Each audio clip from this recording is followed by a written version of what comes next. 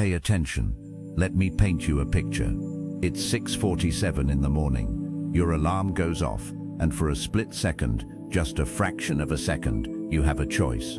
You can hit snooze, pull the covers over your head, scroll Instagram for 45 minutes looking at other people living their lives, or you can do something different. But here's the thing nobody tells you. That split second, that tiny invisible moment between the alarm and your decision, that's not just a choice about sleep. That is a vote for who you are, a vote for the kind of man or woman you're becoming. Every single day, you are either building yourself up or slowly, quietly, painfully dismantling yourself. And most people don't even notice it's happening. Now, I want to ask you something, and I need you to be honest with yourself, because nobody's watching. When was the last time you felt genuinely in control of your life? Not just going through the motions, not just surviving the week, but actually deeply, solidly in control, like the direction of your life was something you chose, not something that just happened to you. For most people, that feeling is rare, fleeting, like something they used to have or something they've been promised they'll have once they get the promotion, once they find the relationship, once they lose the weight, once they finally have enough money. But what if I told you that that feeling, that groundedness, that unshakable calm, that quiet confidence isn't waiting at the end of something? It's a practice, and it's been documented, tested, and proven for over 2,000 years. What I'm about to walk you through isn't a motivational speech. I don't do that. This is a deep dive into 11 habits that the ancient Stoics didn't just preach, they lived. Soldiers used them on battlefields. Emperors used them running empires. Slaves used them to maintain their dignity when they had nothing else. And today they are being used quietly, deliberately by the people who seem to navigate life with a kind of inner stillness that makes you wonder, what do they know that I don't? Now you're going to find out. Stick with me for all 11. Each one builds on the last. And by the end of this, I promise you, you will look at your daily life completely differently.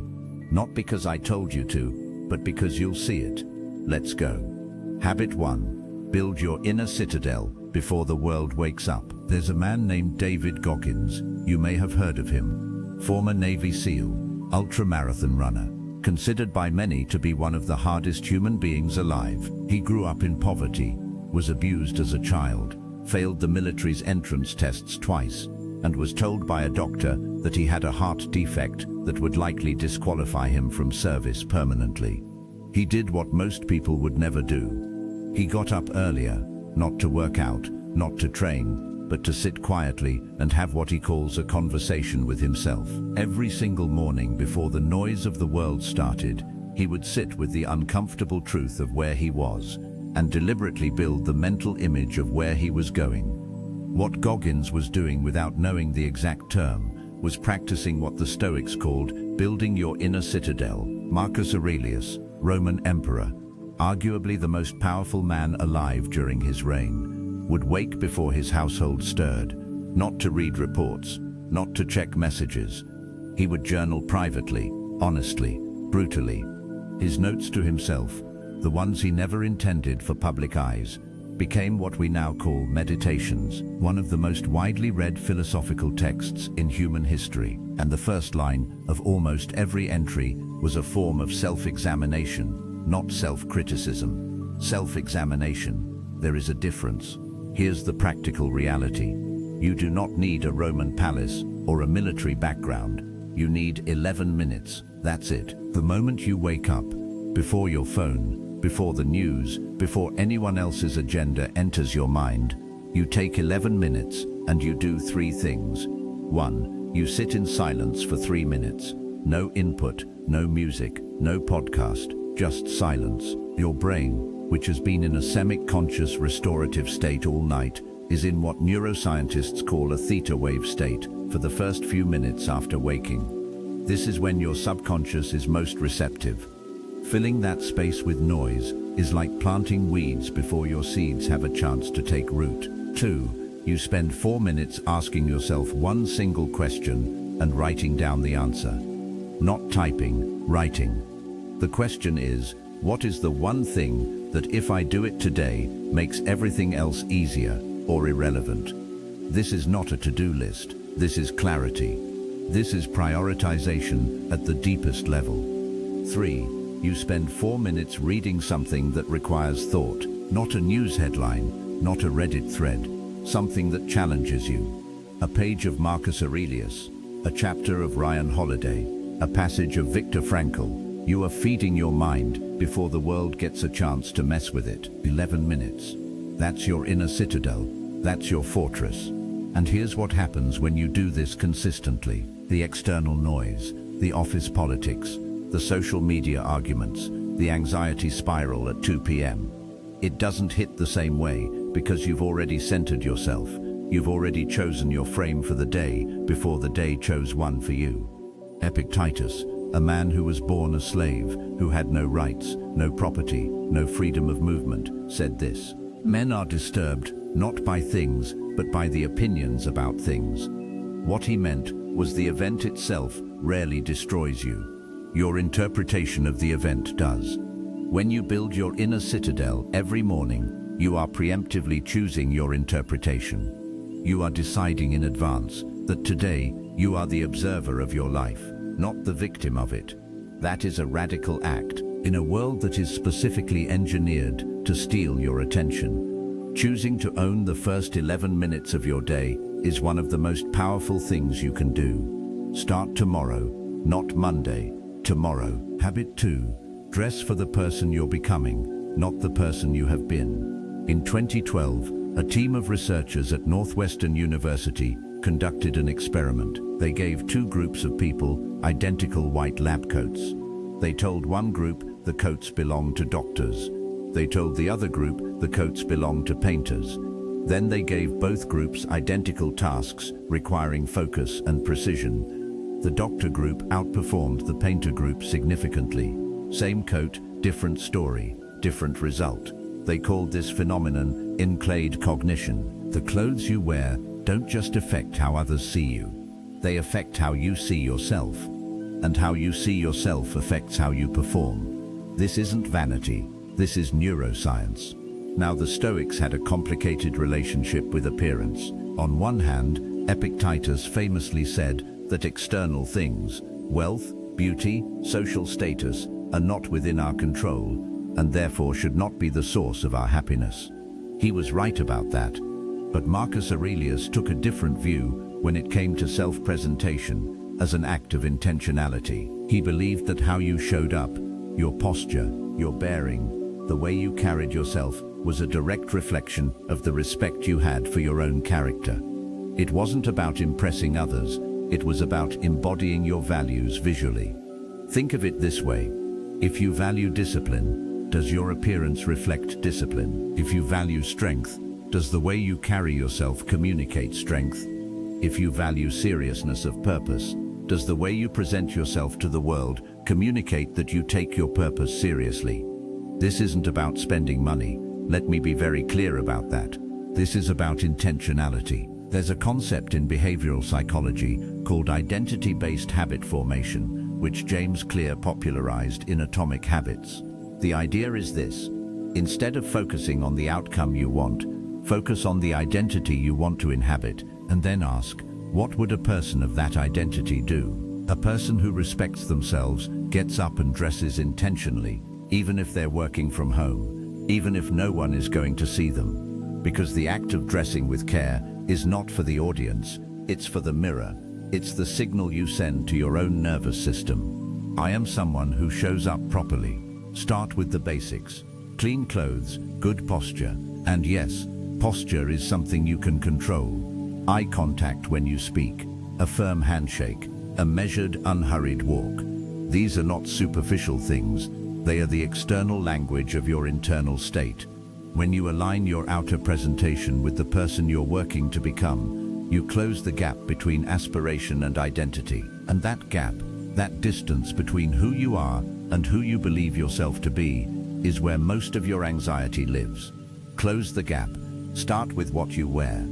Habit 3. Train your face to lead your brain. In 1988, social psychologist Fritz Strack conducted what became one of the most replicated and most debated experiments in psychology. He asked participants to hold a pen in their mouth in two ways. One group held it with their lips, preventing a smile.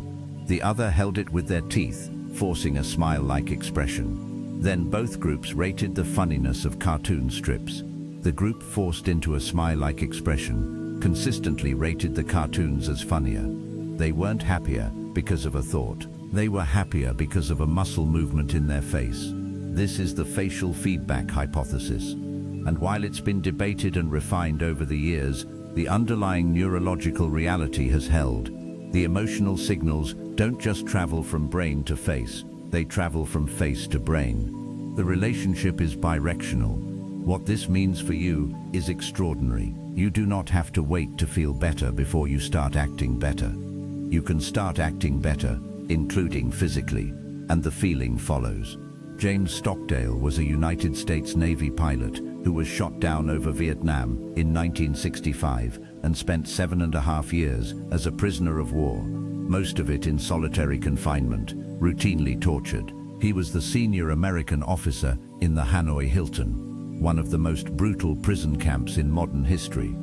He later said something that has stayed with philosophers, psychologists, and military leaders ever since. He said that the prisoners who didn't survive weren't the pessimists. They weren't even necessarily the weakest.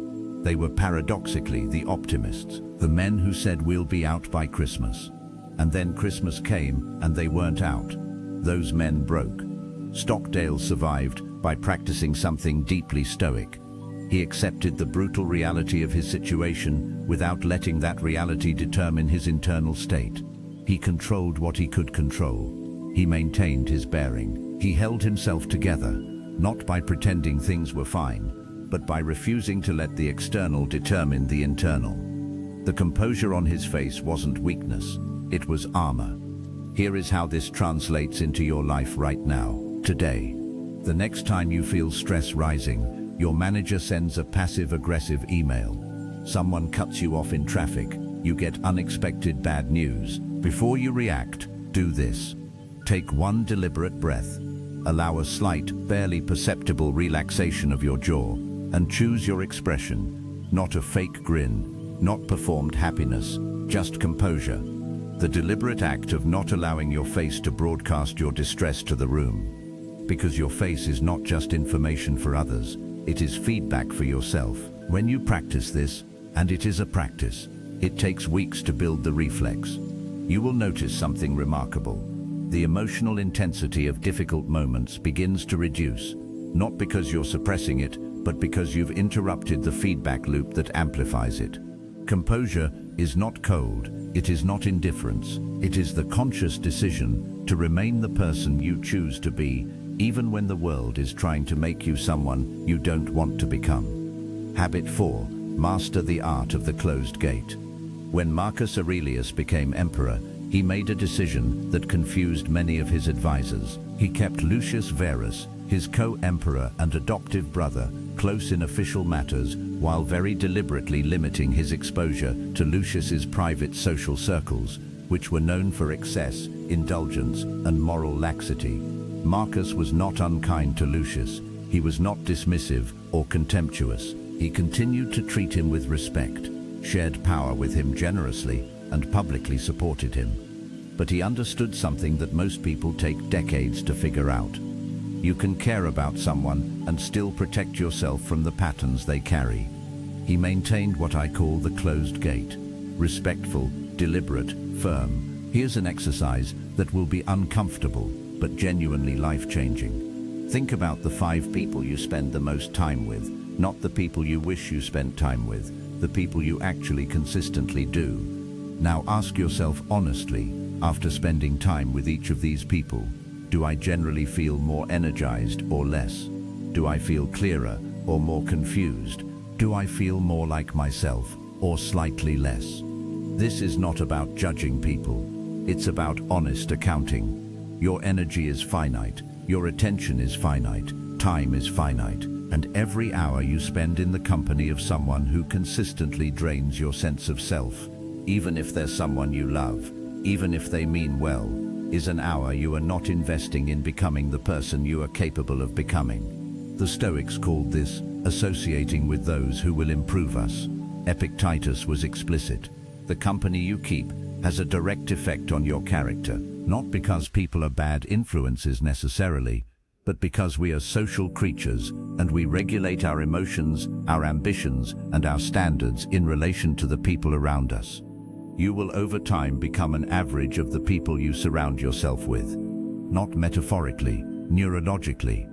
Your brain literally syncs to the emotional rhythms of the people you spend the most time with. The closed gate is not a cold shoulder.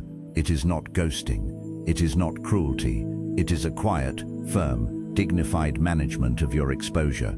In practice, it looks like this. You reply to messages on your own schedule, not immediately. You decline invitations that conflict with your priorities without lengthy explanations or apologies. You spend less time in environments that feel like a step backwards and more time in environments that feel like a step forward.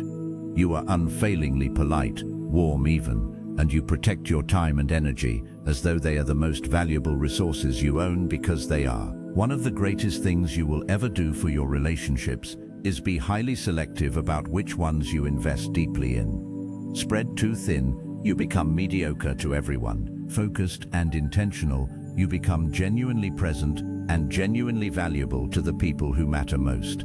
Open the gate for those who deserve access to your time and your energy. Keep it closed politely, firmly, without drama for everyone else. Habit 5. Become the eye of the storm. In 2009, US Airways Flight 1549 departed LaGuardia Airport in New York. At an altitude of approximately 2,800 feet, the aircraft struck a flock of Canada geese. Both engines lost thrust almost simultaneously. Captain Chesley Sully Sullenberger had approximately 208 seconds to save 155 lives. In the cockpit recording, you can hear his voice. It is measured, it is quiet.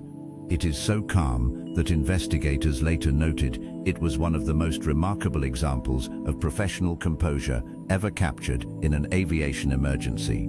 He did not yell, he did not panic, he did not catastrophize. He ran through his options with the precision of a man solving a maths problem. He landed that plane on the Hudson River. Everyone survived. Sullenberger was later asked how he managed to remain calm. He said it wasn't something that happened in those 2008 seconds. It was the result of 40 years of building and maintaining calm under pressure, in training in non-emergency situations, in deliberate mental preparation. The emergency revealed who he had been building himself to be. The Stoics made a distinction that most modern people collapse together. They separated the event from the experience of the event. The event, the crisis, the conflict, the setback exists in the external world and is largely outside your control. The experience of it, how you interpret it, what meaning you assign it, how your body and mind respond to it, that lives inside you and is entirely within your control. Marcus Aurelius wrote, "You have power over your mind, not outside events. Realize this and you will find strength." That's not a motivational poster. That is a functional operating principle for navigating reality. The Stoic practice for stress was called the view from above. When you're in the middle of a crisis, your perspective narrows. The problem fills your entire field of vision. The Stoics practiced mentally zooming out first to the room, then to the city, then to the country, then to the planet, then to the cosmos, until the problem was placed in its correct proportion. Tool 1. Physiological reset. This is not optional. When your stress response activates, your prefrontal cortex, the part of your brain responsible for rational decision-making, partially shuts down. You literally cannot think as well when you're panicking. The fastest way to reverse this is through controlled breathing. Not deep breathing, controlled breathing. 4 counts in, hold 4. 6 counts out. The extended exhale activates your parasympathetic nervous system. Do this 3 times. You will notice a measurable shift in your mental clarity within 90 seconds. Tool 2. The naming practice. Psychologist Dan Siegel coined the phrase, "Name it to tame it." When you feel a strong negative emotion arising, Name it precisely. Not "I feel bad." That's too vague. "I feel anxious because I'm afraid this situation is going to reveal a failure on my part, and I'm worried what that says about me." The act of precise naming activates your prefrontal cortex and dampens your amygdala response. You literally think better when you name your emotions accurately. Tool 3, the controllable list. Take whatever is causing you stress. Draw a mental line down the middle. On one side, what can I control or influence here? On the other, what is completely outside my control now? And this is the discipline. Put your energy only into the left column. The right column gets 0, not a reduction, 0. This is not passivity. This is strategic focus, and it is the fastest route to effective action. The eye of the storm doesn't move. The chaos swells around it. Your job is not to stop the storm. Your job is to be the eye. Habit 6. Architect your own North Star. There's a psychological phenomenon called the default mode network. When your brain isn't actively focused on a task, it doesn't go quiet. It starts generating thoughts automatically, usually about yourself, your social relationships, your past, and your future. And research consistently shows that this default mode is slightly negatively biased. Left to its own devices, your brain will tend toward worry, comparison, and a vague sense of dissatisfaction. This is not a flaw, it's an evolutionary adaptation. Brains that anticipated problems survived longer than brains that didn't. But it means that if you don't consciously give your mind a direction to move in, it will drift, and drift compounded over years becomes a life that feels like it happened to you rather than one you chose. Viktor Frankl spent 3 years in Nazi concentration camps, including Auschwitz. He lost his wife, his parents, his brother, and the manuscript of his life's work. He had every reason to collapse completely, but he observed something in the camps that changed his understanding of human psychology permanently. He noticed that the prisoners who survived the longest, and not just physically but psychologically, who maintained their humanity and dignity even in the most degrading conditions, were those who had a reason, a purpose, something that made the suffering meaningful in some frame, however small, a person they wanted to see again, a book they wanted to finish writing, a child they wanted to return to. He called this the will to meaning, and he concluded that a man can bear almost any how if he has a strong enough why.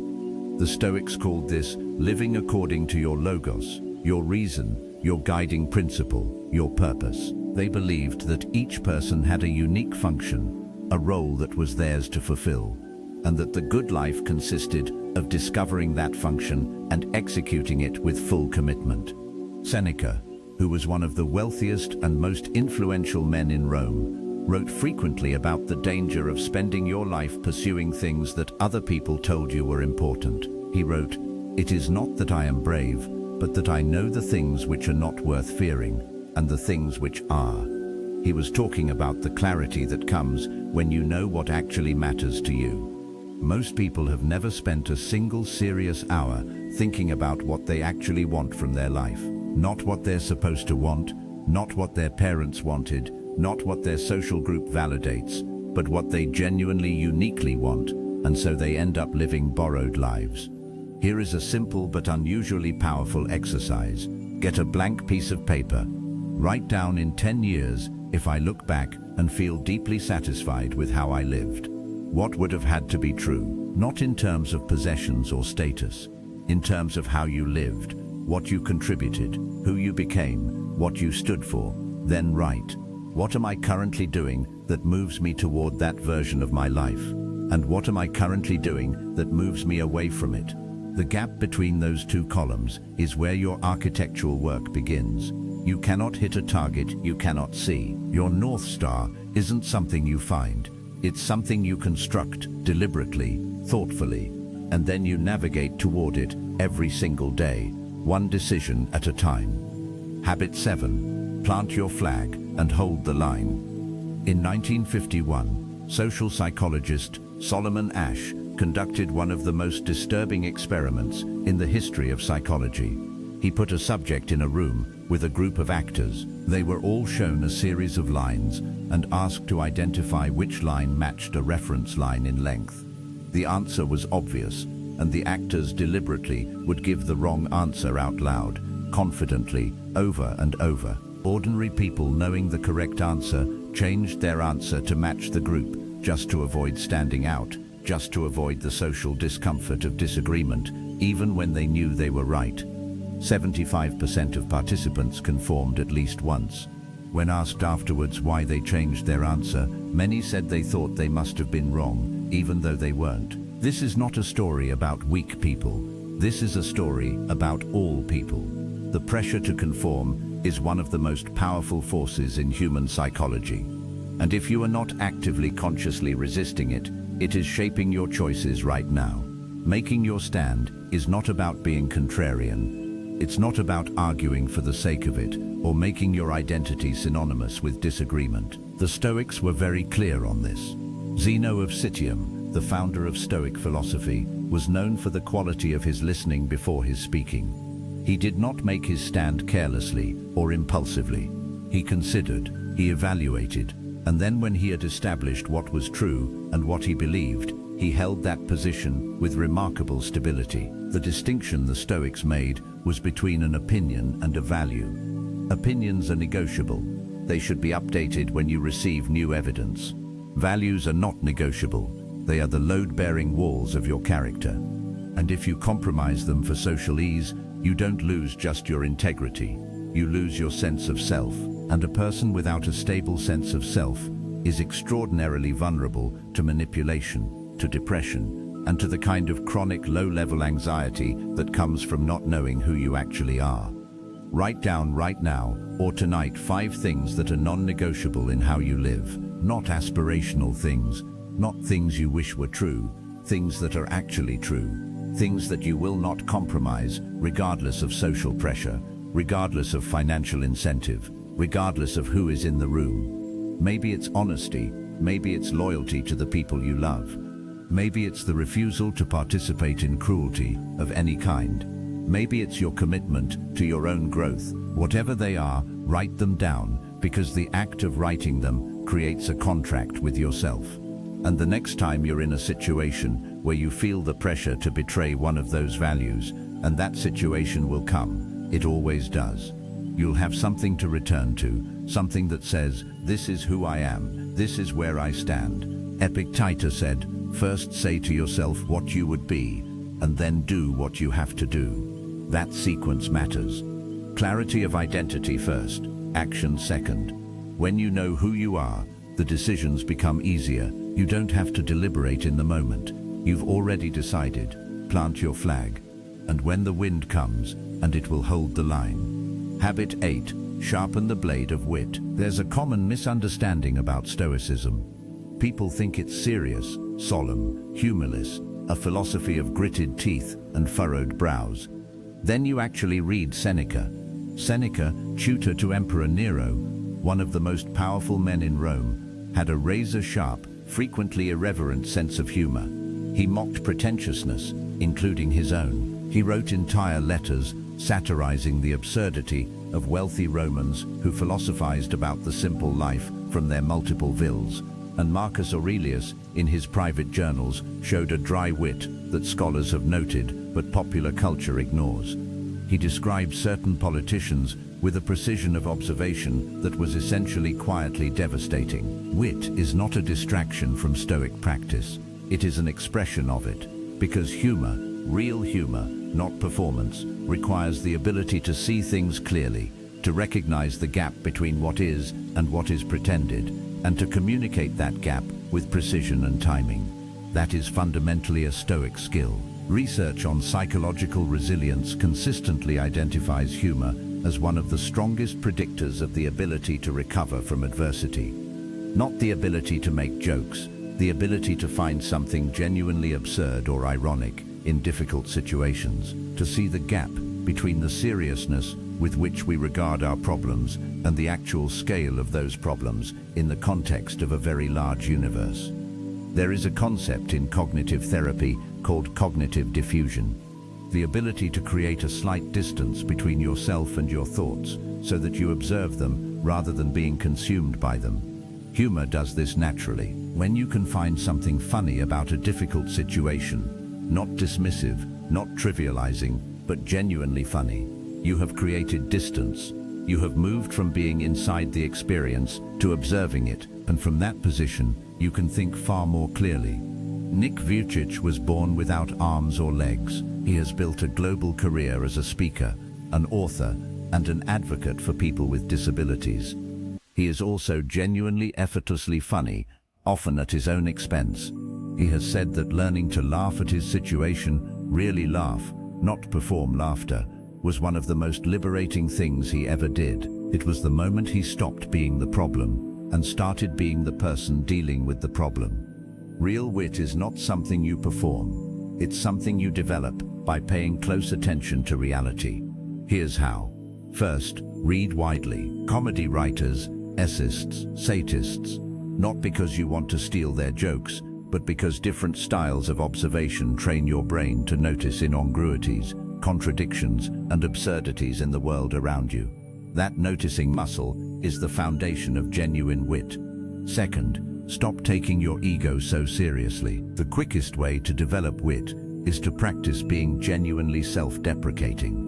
Not in a self-pitying way, but in the way of a person who finds their own limitations genuinely amusing rather than threatening. That security in your own imperfection is both the source and the signal of true confidence. Third, practice the pause.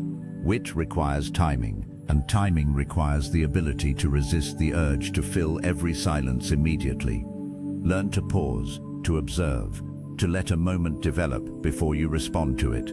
The funniest and most insightful people in any room are rarely the loudest. They're the most observant. Sharpen the blade. It's sharper than most people realize. Habit 9. Give everyone the dignity they are owed and not 1 penny more. Here is something nobody says clearly enough. Respect and agreement are not the same thing. Respect and close friendship are not the same thing. Respect and unlimited access to your time are not the same thing. The Stoics practiced something they called cosmopolitanism, the idea that all human beings share a common rational nature, that we are all citizens of the same human community regardless of geography, status, or belief. And from that shared nature flows a basic dignity that every person is owed, not because they've earned it, because they're human. That's a very different thing from what modern culture often confuses with respect, which is essentially unconditional positive regard, or the expectation that treating someone well means always agreeing with them, always accommodating them, always making them feel validated. Cato the Younger is one of the most striking figures in Roman history. He was known even by his enemies as a man of absolute integrity. Julius Caesar, who was his political opponent and who ultimately defeated him, once said that Cato was the only man he could not corrupt, bribe, or flatter. And yet Cato was also known for being difficult. He disagreed publicly. He held positions that made people uncomfortable. He refused to use honeyed words when plain ones were more accurate. He was deeply respectful of human dignity and deeply unimpressed by human pretension. He gave everyone their due. He gave no one more than their due. That combination, that precise calibration, is one of the most powerful social skills you can develop. Real respect starts with the willingness to listen, not to respond, to listen. There is a difference so significant that most people miss it entirely. Listening means that for the duration of a conversation, you hold the genuine possibility that the other person has something worth understanding. Even if you disagree, even if you've heard a version of this before, even if you think you already know what they're going to say, this requires a quieting of the ego that most people find genuinely difficult, because the ego wants to be right. It wants to have already known. It wants to respond before the other person has finished speaking, because responding is performing knowledge, and the ego loves performance. Listening, real listening, is an act of profound respect, and it costs you nothing except the ego's entertainment. Beyond listening, beyond time, return what you borrow. Acknowledge effort even when the result falls short. Say thank you and mean it. These are not soft skills, they are signals of character. People track them always, and remember, giving everyone the dignity they are owed does not mean letting anyone treat you without dignity. The Stoics were very clear on this. Self-respect is not vanity. It is the foundation upon which you treat others well. A person who does not respect themselves will either be a pushover or a tyrant, often both at different times. A person who respects themselves can afford to be genuinely generous to others because their generosity comes from abundance, not from the desperate need to be liked.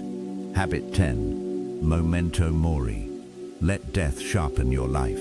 When a Roman general returned from a great military victory, he was granted a triumph, a ceremonial procession through the streets of Rome. The crowds cheered, flowers were thrown. It was one of the greatest honors in the Roman world. And standing behind the general in the same chariot was a slave whose only job was to whisper repeatedly in the general's ear, "Memento mori, remember, you will die." Not as a curse, not as a threat, as a gift, as the most useful possible reminder in a moment of maximal glory. This too shall pass. You are mortal. Do not become intoxicated by this. The Stoics were obsessed with death, not in a morbid, anxious way, but in a clarifying way. They practiced something called the negative visualization of death, the deliberate contemplation of the possibility that any given day might be your last. Before you dismiss this as dark, consider what happens to your attention when you genuinely sit with that possibility for 60 seconds, genuinely, not performatively. The petty grievance you've been carrying for 3 weeks, does it still feel worth carrying? The conversation with your father that you keep postponing, does it still feel like something you can defer indefinitely? The goal you've been saying you'll start on Monday for 6 months, does Monday still feel like a safe assumption? Mortality is the great editor. When you hold it properly, it cuts through everything that doesn't matter with terrifying efficiency. Steve Jobs, who was famously influenced by Zen Buddhism, which shares many of Stoicism's insights on impermanence, said in his 2005 Stanford commencement address that asking himself every morning, if today were the last day of my life, would I want to do what I'm about to do, had been the most important tool in his decision-making for 33 years. That's not nihilism, that's precision. You don't need to spend your days fixated on death. That would be counterproductive. But a regular, honest engagement with your own mortality, even 5 minutes a week, will do more for your sense of purpose than most productivity systems combined. Ask yourself, if I knew I had 6 months left, what would I stop doing immediately? What would I start doing immediately? Who would I call? What would I forgive, including myself? The answers to those questions are not hypothetical. They are a direct map of what actually matters to you. And the things that actually matter to you are the things your life should be organized around. Memento to remember you will die, not as a shadow over your life, but as the sharpest possible argument for living it fully. Now habit 11, practice the evening reckoning. If the morning practice is the foundation, the evening reckoning is the architecture review, and almost nobody does it seriously. Seneca wrote in one of his letters, "I examine my entire day and go back over what I've done and said, hiding nothing from myself, passing nothing by." He did this every evening, without exception, not as an exercise in self-flagellation, but as what he called making peace with oneself. The Pythagoreans, whose tradition influenced early Stoic thought, had a specific protocol for this. They asked themselves 3 questions before sleep every night. What did I do wrong today? What did I do right today? What could I have done better? 3 questions in that order. The wrong first, not to punish yourself, but to ensure honest accounting. The right second, not as self-congratulation, but because learning from what worked is as important as learning from what didn't. The improvement third, as a forward-looking commitment, not a backward-looking verdict. Professor Timothy Wilson at the University of Virginia has studied what he calls the importance of personal narratives, the stories we tell ourselves about our days, our choices, and our character. His research consistently shows that people who engage in regular structured self-reflection make better decisions over time, not because they become perfect, but because they develop the habit of noticing the patterns in their own behavior. Most people are not aware of their patterns. They make the same mistake in the same type of situation repeatedly and experience it each time as though it's new and unexpected. Regular evening reflection breaks that cycle. It allows you to see yourself clearly enough to actually change. There's also a significant benefit to sleep. When you review your day before sleeping, consciously processing what happened, rather than leaving it to your unconscious to work through chaotically during the night, you sleep better. Your brain has already done the emotional sorting. It doesn't need to use your sleep for that purpose. This doesn't require a lengthy journal. It doesn't require a specific format. It requires honesty and approximately 10 minutes. Tonight and every night this week, before you sleep, ask yourself 3 things. Where did I show up as the person I want to be today? Where did I fall short? And what specific concrete thing will I do differently tomorrow? That last question is crucial. The reckoning is only as valuable as the adjustment it produces. An evening review that ends in self-criticism without forward commitment is not Stoic practice. It's rumination. The Stoics were not interested in guilt. They were interested in improvement. Close each day with honesty. Open each morning with intention. Do that consistently for 90 days, and your life will not look the same. So here we are. 11 habits, not 11 ideas. 11 practices. Things you can do starting tomorrow morning, starting tonight actually, with the evening reckoning. Let me remind you what this is really about, because I want you to leave this video with the right frame. The Stoics were not interested in perfection. They were not claiming to have all the answers. Marcus Aurelius, the most powerful man in the world during his reign, wrote in his private journal about his own impatience, his own frustrations, his own failures to live up to the principles he believed in. Every single day he was trying. Every single day he fell short in some way. And every single day he tried again. That is the practice, not the achievement, the practice. You are not competing with anyone. You are not trying to become a different person. You are trying to become more fully the person that already exists inside you, underneath the conditioning, underneath the noise, underneath the fear of what other people think. These 11 habits are not a program, they're a compass. You don't follow a compass perfectly. You use it to find your direction when you get lost, and you will get lost. That's not failure, that's the human experience. The question is not whether you get lost, it's how quickly you find your way back.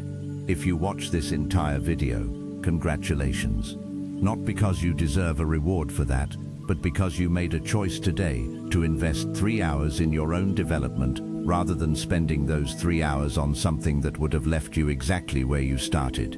That choice matters. Don't underestimate it. Now the question is, what happens next? Tell me in the comments which one of these 11 habits hit you the hardest. Which one are you going to start tonight?